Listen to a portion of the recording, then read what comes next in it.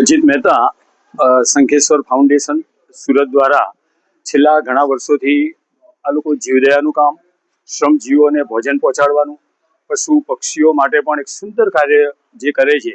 અને આ એક જે ગ્રુપની એક વિશેષતા છે જે સુરત ખાતે એની ખાસ નોંધ લેવાય છે કે તેની અંદર લેડીઝ જેન્ટ્સ બંને, કે આજે જેન્ટ્સને સમય ગમે ત્યારે મળે છે પણ લેડીઝોને જે સમય કાઢીને એ લોકો જે પોતાનું યોગદાન આપવા માટે જે આવે છે એ ખરેખર ખૂબ ઉત્કૃષ્ટ કાર્યને અનુમોદના છે.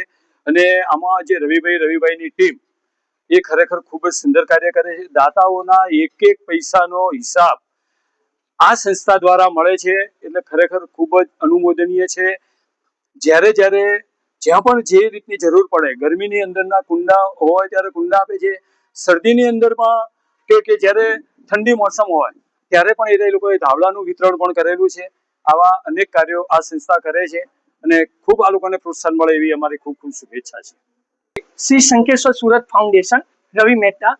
શ્રી શંખેશ્વર સુરત ફાઉન્ડેશન સતત 15 વર્ષથી આ સંસ્થા કાર્યરત છે ને લોકોના સાથ સહકારથી કાર્યો કરી રહી છે.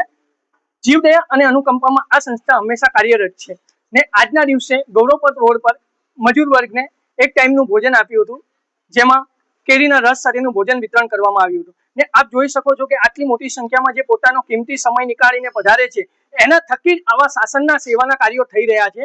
જેથી આજે તમે જોઈ શકો છો કે બહેનો જે પોતાનો કિંમતી સમય નીકાળીને આ એક આયોજનમાં નહીં સતત 15 વર્ષથી જોડાયેલા છે એ લોકોની પણ શ્રી શંખેશ્વર સુરત ફાઉન્ડેશન અનુમોદના વ્યક્ત કરે છે. ને સાથે સાથે સોશિયલ મીડિયા આપ જે આપના પ્લેટફોર્મ પરથી અમને અમારું જે કામ છે, સેવાનું કામ છે, એ આપ લોકો સુધી પહોંચાડી રહ્યા છે અને લોકો સેવામાં અમારી જોડે જોડાઈ રહ્યા છે એવા દરેકની ભૂરી અનુમોદના કરે છે.